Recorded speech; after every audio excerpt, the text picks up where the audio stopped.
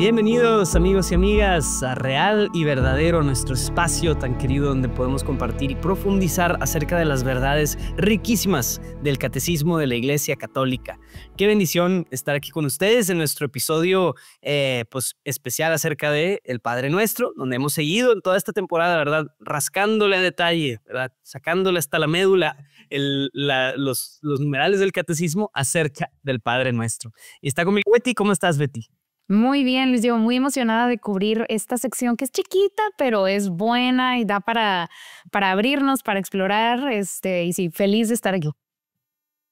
Exacto. Y gracias, Betty. Pues, como saben, estos numerales, si ustedes los leen, ¿verdad? Por sección, van a tomarse menos tiempo que escuchando el episodio de este podcast, ya saben eso. Pero estamos cubriendo los numerales del 28-22 al 28-27. O sea, poquísimos, ¿verdad?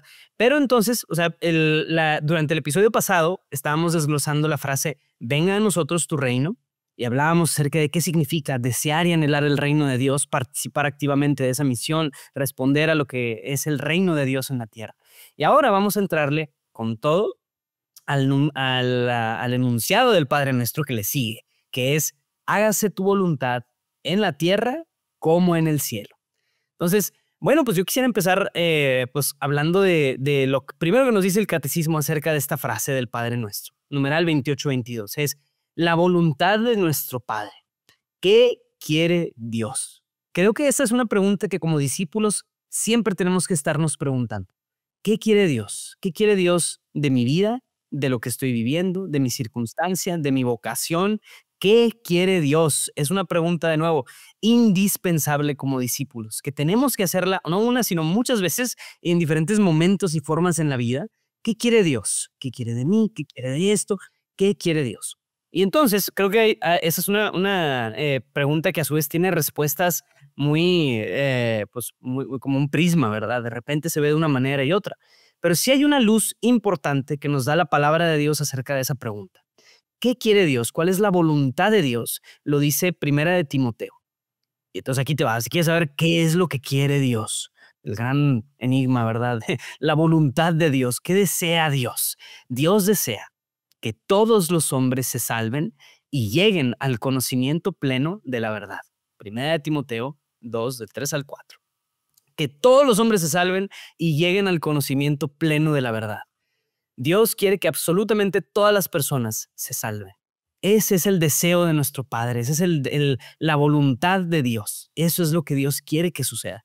Y eso es el mayor bien, porque Dios lo que quiere es el bien, quiere el bien para la humanidad, quiere el bien para ti y para mí. El mayor bien que Dios desea para todos nosotros es que todos se salven. Qué bonito, ¿no? Y en cambio, si puedes decir, oye, ¿qué es lo peor que le puede pasar a una persona? Es no salvarse. Ese es el peor mal que le puede pasar. El peor, lo opuesto a la voluntad de Dios en alguien es que no se salve. Que no se salve y que no llegue al conocimiento pleno de la verdad. Entonces, bueno, ahí pues el numeral nos desglosa, ¿verdad? O sea, que Dios usa de paciencia no queriendo que algunos perezcan. Y que también, o sea, parte de esta primera como primer luz, por así decirlo, ¿no? A la voluntad inicial, así general de Dios, de lo que Él desea, también es el gran mandamiento. El gran mandamiento que Jesús nos deja en la última cena y que resume todos los mandamientos. Que nos amemos los unos a los otros como Él nos ha amado. Ahora, ese mandamiento, como sabemos, los mandamientos nos ayudan a cumplir esa voluntad de Dios. Es decir, Dios quiere que todos se salven. ¿Cómo vamos a lograr eso? Amándonos los unos a los otros como Él nos ama, ¿no?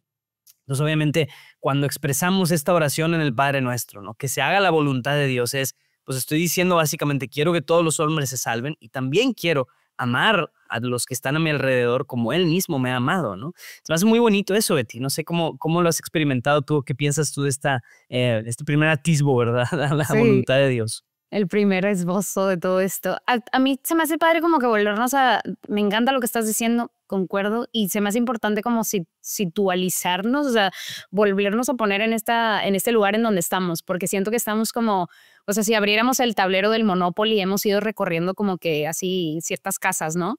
Y como que a veces se nos puede olvidar, sobre todo porque estos episodios no salen corridos para aquellos que nos están escuchando en vivo cuando van saliendo. O sea, acordarnos de dónde venimos, ¿no? Y no tal vez a dónde vamos, pero en dónde estamos, ¿no?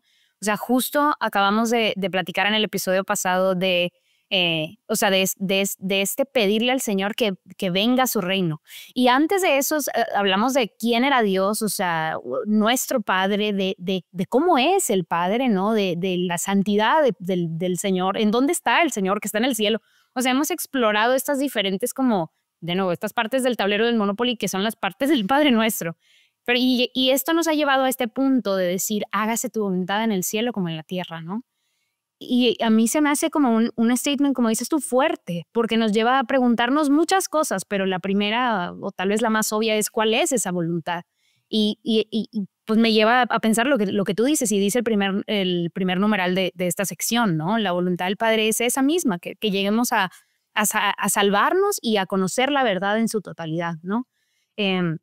Y eso se me hace bellísimo porque hay una frase que he escuchado varias veces, ¿no? Y no me acuerdo de quién es, pero es como, ¿cuántas maneras hay de alcanzar la santidad? Y de nuevo, no me acuerdo quién lo responde, pero responde como tantas como personas hay en el mundo, ¿no? O sea, el camino para alcanzar la santidad es diferente tal vez para cada uno de nosotros. El plan de Dios, el magnífico plan de Dios, Jeremías 21, o sea, el magnífico plan de Dios, los planes de grandeza que tiene el Señor para cada uno de nosotros son diferentes. Y cómo vamos a alcanzar esa salvación es diferente. Pero lo que me gusta mucho de esta sección es que hay un plan para todos. O sea, a pesar de que el Señor nos ama en lo particular, nos creó pensando en cada uno de nosotros como una obra de arte perfecta, hay un plan para todo. En esta economía de la salvación hay un plan maestro, vamos a decirlo así, ¿no? Porque creo que eso también nos ayuda como cristianos a orientarnos. Sí, nuestros caminos son diferentes, pero nuestro Padre y su plan es el mismo. O sea, lo que quiere el Señor es que nos salvemos. Y me encanta que no se acaba ahí, que es que tiene esta segunda parte y que lleguen al conocimiento pleno de la verdad. Y a mí me recuerda, ¿no? O sea, con las palabras de Jesucristo, cuando dice, yo soy el camino, la verdad y la vida. Y entonces, como que conecto, de nuevo, podemos conectar con mil y un cosas, ¿no? Pero conecto con esto, o sea, y a mí me da como una clave muy práctica de, pues será tal vez el llegar a conocer a Cristo, ¿no?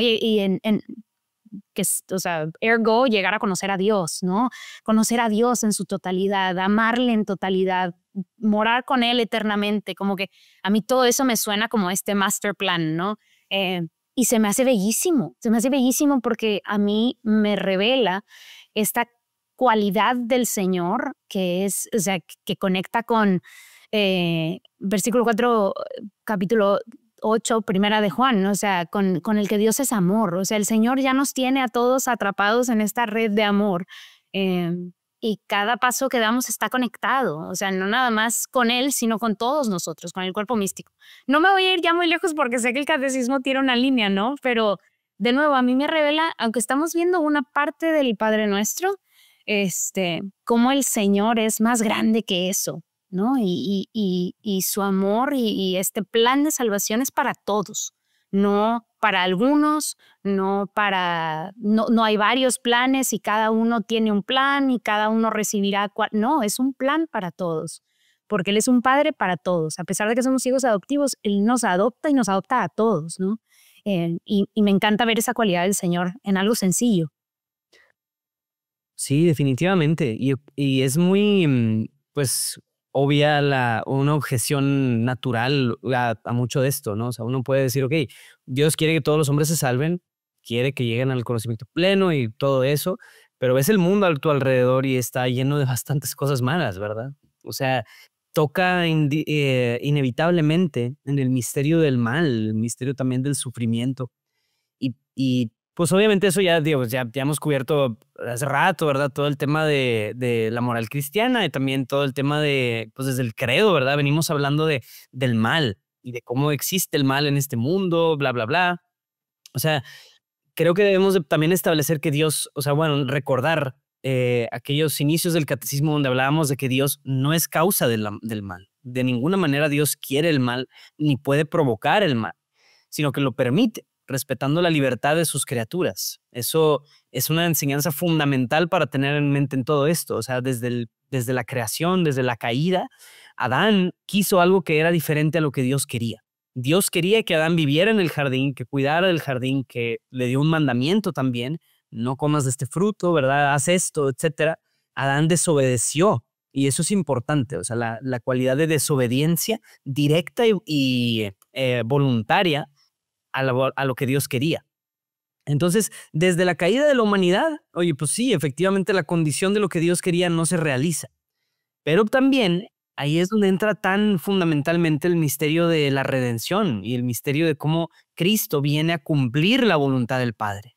O sea, Cristo es el vehículo a través del cual la voluntad del Padre se realiza. Y eso es muy bello. En numeral 28-24 habla justo eso. O sea, la voluntad de Dios fue cumplida perfectamente y de una vez por todas por medio de Cristo y de su voluntad humana. Ahora, eso es bien, bien importante. O sea, no es nada más, Cristo no es una especie de inserto, ¿verdad? ¿Qué es? Una carta del Monopoly que simplemente salió y ya, ¿verdad? Es alguien que está jugando también las mismas cartas que tú y yo, Betty. Y que todas las personas, es porque es plenamente humano. Y en su humanidad, Él escoge, decide libremente. Y es una libertad humana, completamente humana, de hacer lo que Dios, lo que su Padre quería. Entonces, es bien bonito eso. O sea, de hecho, o sea, en el Evangelio de Juan, Jesús habla constantemente acerca de cómo no he venido a hacer mi propia voluntad, sino he venido a hacer la voluntad de mi Padre. Yo hago lo que agrada a mi Padre. Y es justo en esta dinámica donde vamos a la agonía del huerto, ¿no? Donde Jesús está enfrentándose contra este gran sufrimiento, contra el sufrimiento más desgarrador que representa todos los sufrimientos humanos y donde Él se adhiere voluntariamente a la voluntad del Padre. Que no se haga mi voluntad, sino la tuya. Ese es como el máximo momento de adhesión a la voluntad del Padre. Porque es fácil decirlo teóricamente, decirlo en el Padre Nuestro en la misa sin pensarlo mucho, ¿verdad? Pero cuando ya se trata de un sufrimiento real, cuando esto ya implica para ti que te vas a subir a una cruz y te van a matar, ¿estás dispuesto a cumplir la voluntad del Padre? ¿Estás dispuesto a sacrificar tu vida? Y lo ves en las vidas de los santos. ¿Estás dispuesto a morir a ti mismo, morir por Cristo? Ahí es cuando se vuelve real esto. Me parece muy bello que en Cristo eso se cumple, ¿no? Se planifica. Sí, y se vuelve real también para todos nosotros. O sea, como me encanta esto de Cristo no es un inserto en el Monopoly, o sea, como un semidios que entra y es diferente a todos los que están en el juego, ¿no? Y como que está haciendo trampa, ¿no? Son las mismas condiciones, son las mismas cartas, es la misma suerte, ¿no? Pero creo que ahí se hace muy real el que, o sea, nuestro sufrimiento también, o sea, el que nosotros también en el cumplir la voluntad del Señor o en el buscar cumplir la voluntad del Señor podemos experimentar sufrimiento. Inclusive en el no tratar de cumplir la voluntad del Señor, aquellos que no buscan cumplir la voluntad del Señor experimentarán sufrimiento, ¿no? Y es difícil. Ahorita que estabas hablando, recordaba como también las palabras de Jesucristo, el que quiera seguirme, que tome su cruz y que me siga, ¿no? Entonces, ¿qué significa esta cruz? Pues son estos sufrimientos, amigos, que a veces parecen absurdamente difíciles. Me encanta el numeral 28-25, dice, somos radicalmente impotentes, o sea, así de grandes pueden ser los sufrimientos que lleguemos a experimentar en esta vida, en nuestra carne, ¿no? Y no quisiera negar eso, o sea, que la experiencia humana puede ser difícil, que las cosas que experimentemos en nuestra vida, a lo largo de nuestra vida, pueden ser así absurdamente complejas y difíciles. Y el mismo catecismo nos dice, somos radicalmente impotentes, no podemos solos, ¿no? Pero creo que hay una clave muy importante en la agonía de Jesús en el huerto, ¿no? De que Jesús también tuvo este momento de decir, yo no quiero esto, Padre, si puedes, aléjalo de mí. Pero hay un momento y siento yo como de conversión muy interesante, o un momento clave en el corazón del Señor, en donde hace esta como declaración, suelta las riendas y dice, o sea, Padre, que no se haga tu voluntad, mi voluntad, sino la tuya. Entonces creo que eso también, a pesar de que, de nuevo, reconozco el sufrimiento en nuestras vidas, lo real que eso puede llegar a ser y que tiene muchísimas formas, o sea, ojalá la gracia del Señor nos lleve a soltar, ¿no? Como Jesucristo soltó, o sea, a decir, Padre, tu voluntad y no la mía. Pero ¿tú qué opinas de esto, Luis Diego? Como del sufrimiento humano y de la realidad de que esto es parte de nuestra vida aquí en la tierra. Sí, pues, o sea, creo que este es el punto donde, pues, o las cosas, como no sé, o sea, donde el ser humano o truena en su relación con Dios, o más bien se catapulta a una relación muy, muy santa, mucho más pura, ¿verdad? O sea, ahí es donde encuentras personas o que se hacen ateas o se hacen santas, ¿verdad? A través del misterio del sufrimiento. Yo creo que es eso, o sea, cuando realmente, oye, pues, o sea, Dios pone ante ti, o no Dios, no es Dios, sino la vida pone ante ti alguna situación de gran sufrimiento, o te vas para acá o te vas para allá, en mi experiencia, ¿verdad? O sea, es como, es donde realmente yo creo que es el dilema más crucial de la vivencia humana, es el sufrimiento y preguntarte por qué Dios permite esto. ¿Por qué? Ok, Dios no generó el sufrimiento. O sea, creo que es muy importante que cuando no se viene una gran prueba de salud, de lo que fuera, es muy importante tener claro, ¿verdad? Que Dios no quiere esto. Dios no quiere, Dios no te trajo la enfermedad. Dios no te trajo el accidente del carro, ¿verdad? O sea, no fue Dios el que generó eso para ti. Ah, es que Dios te quiere probar o algo por el estilo y por eso te envió un mal. Dios no puede enviar un mal. Dios puede permitir un exacto, pero puede permitirlo. La pregunta es, a veces, pues, ¿por qué lo permite? ¿Por qué lo permite? Y esa es una pregunta que, francamente, por más que le rasquemos y habláramos por 3 horas al respecto, nadie lo sabe. Nadie lo sabe. La única respuesta válida o más o menos realmente válida y que nos mueve en la fe es que directa o indirectamente Dios permite el mal porque es suficientemente poderoso para sacar un bien de eso. Y eso es, pues, es el único consuelo real, yo creo que uno encuentra en eso, ¿verdad? O sea, él es el único que puede sacar un bien mayor de un mal desgarrador, ¿verdad? Un mal indeseado. Entonces él lo permite por eso. Pero, pues sí, o sea, él conoce, él sabe, él es omnisapiente y sabe todo lo que va a pasar, sabe todas las variables y todas las dimensiones de un mal tan complejo. Nosotros no podremos saberlo, pero lo que sí sabremos es que Dios es capaz, y no solo capaz, Dios sacará un bien mayor. Pero ahí es donde hay una encíclica que investigando un poquito de este numeral, ahí me sumergí tantito en ella, es la Salvifici Doloris de Juan Pablo II. San Juan Pablo II en 1984 habló hizo una encíclica sobre el sufrimiento. Creo que el sufrimiento, Salvifici Doloris, creo que es el dolor que salva o el dolor salvador. Y él está hablando del sufrimiento de Cristo en la cruz. Entonces, bueno, es una encíclica muy, como se han de imaginar, de Juan Pablo II, muy elaborada, mucho de dónde sacarle, o sea, por su método, ¿verdad? Impresionante. Pero lo que sí, o sea, puntos importantes o más centrales de esto es lo que también el catecismo nos resuena, que el mismo dolor y el mismo sufrimiento nos puede hacernos unir y participar en el sufrimiento de Cristo, ¿no? Como dice Colosenses, ¿no? Eso no es nuevo. Pero lo que sí es que, o sea, el sufrimiento es como de nuevo, o sea, sí te pone en un dilema, sí, pero también puede hacerte participar y adherirte al sufrimiento de Cristo, que es el sufrimiento que dio la redención al mundo, ¿no?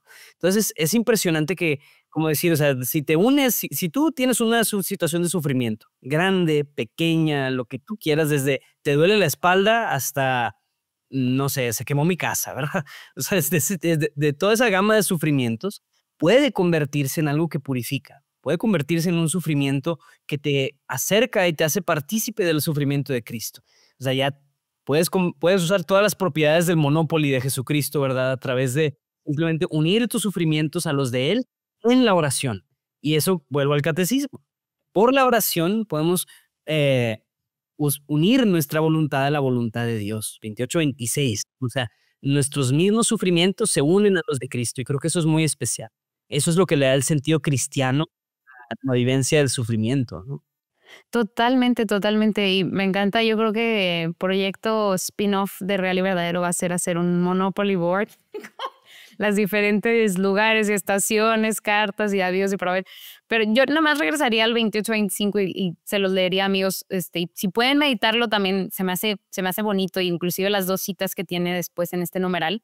Pero creo que la clave después porque como dice Luis Diego, podríamos hablar del sufrimiento por días, ¿no? O sea, hay años y habrá quien toda su vida la enfocó a estudiar el sufrimiento.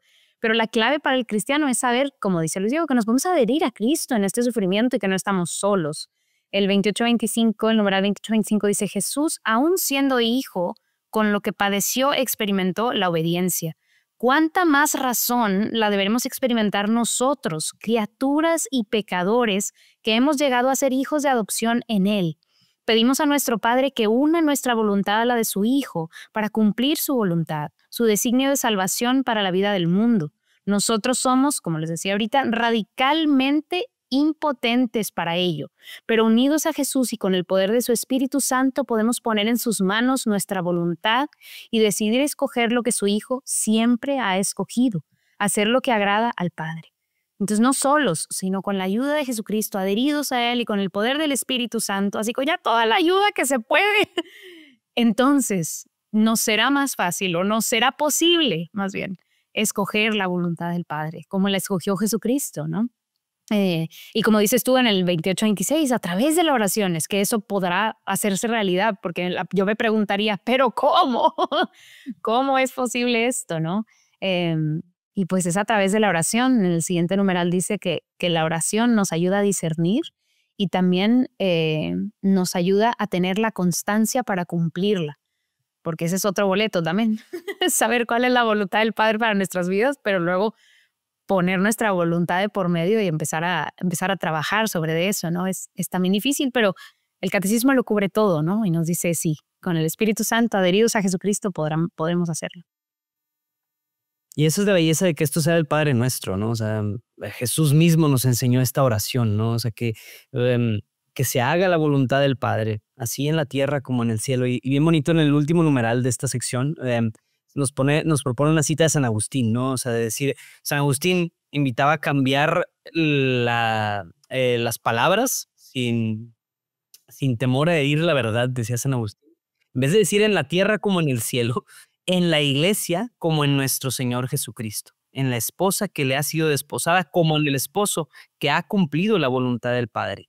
Pues podemos decir también, nosotros somos iglesia, ¿no? En nuestra alma, que se haga ahí, ¿verdad? En nuestra alma se haga la voluntad de Dios, como la cumplió Jesucristo completamente. Que se haga la voluntad de Dios en nuestras vidas, ¿no? Creo que ese deseo, nada más con convertir ese deseo en oración, creo que eso ya es una oración honesta y genuina y es un camino más cerca hacia Jesucristo, un camino más cerca hacia Dios, ¿no? Que es el punto de todo este pilar del catecismo, la oración. Y en nuestra oración, la frase honesta de decir, Señor, no quiero que me pase esto, o no me gustaría que me estuviera pasando esto, pero que se haga tu voluntad y no la mía, que se haga tu voluntad y no la mía, que se cumpla lo que tú quieres, porque eso es obedecer y eso es lo que tú mismo nos enseñaste. Yo quiero ser como tú. No sé si quieres cerrar con algún comentario, Betty. Sí, una invitación grande a ser honestos con el Señor. O sea, si no se sienten o si la gente a su alrededor que les pide consejo no se siente lo suficientemente lista para decir, abro las manos, dejo ir, Padre, que se haga tu voluntad, pues que se lo diga al Señor. O sea, nuestra oración no tiene que ser así una prosa perfecta escrita sobre del papel. No, puede ser como messy y desordenada y no tiene que ser perfecta. El Señor nos conoce y entonces si en este momento no nos sentimos listos, si aquellos los que vienen a nosotros para recibir el catecismo no se sienten listos para orar de esta manera, pues que se lo digan así al Señor. O sea, no tenemos que limitarnos por nuestras propias limitaciones, ¿no? El Señor es más grande que nuestras limitaciones. Entonces, abrámonos al Señor en el momento y en el lugar en el que estamos. En este Monopoly tal vez nos hicimos 2 lugares para atrás, 3 lugares para adelante, nos salimos del juego porque, como decía Luis Diego, nos hacemos ateos o nos hacemos más santos. Igual y conocemos gente que está en el espectro de no quiere saber nada. Pues bueno, podemos empezar ahí donde estamos, podemos alcanzar la voluntad del Señor en el lugar en el que estamos, podemos seguir caminando adelante, atrás, arriba, abajo. El Señor nos va a alcanzar en donde estemos y nos quiere alcanzar. Entonces sí, solo quería dejar esa nota porque a veces pudiera parecer que tenemos que estar al estándar de Jesucristo y pues somos hijos adoptivos. El Señor nos adoptó sabiendo nuestras limitaciones, ¿no? Pero una invitación grande a orar para que el Espíritu Santo nos ilumine y podamos aceptar la voluntad del Padre. Ahora sí. Amén, amén. No, está muy bien. Gracias, Betty, gracias por compartirlo. Y pues bueno, amigos, creo que con eso cerramos este numeral del catecismo acerca de la voluntad del Padre. Ya saben, el siguiente episodio cubriremos el siguiente numeral o la siguiente sección del Padre Nuestro. Así que no se lo pierdan, ya estamos en la recta final de nuestro podcast, así que siempre es muy bonito estar entrando en esto y convertirlo en oración, ¿no? De eso se trata todo esto y esa es la experiencia. Ya saben, Real y Verdadero existe y es para que podamos descubrir la riqueza del catecismo. Entonces, estos numerales cortitos tienen muchísima riqueza y muchísimo de qué hablar y abren para otras conversaciones. Así que adelante, sigan usando este podcast, sigan acompañándonos. Ya saben que pueden suscribirse a nuestro newsletter para recibir todo esto, realverdadero.org. También en los show notes pueden checar links para nuestras redes sociales, los videos. Todo eso está 100% disponible para que ustedes lo usen. Usen esto para poder, pues sí, compartir catequesis, compartir lecciones, etcétera, ¿no? Esperamos de verdad que les sirva muchísimo. Y ya saben, nos vemos en el siguiente episodio, aquí en Real y Verdadero con ustedes y que Dios me los bendiga mucho. Hasta Nos luego, vemos. amigos.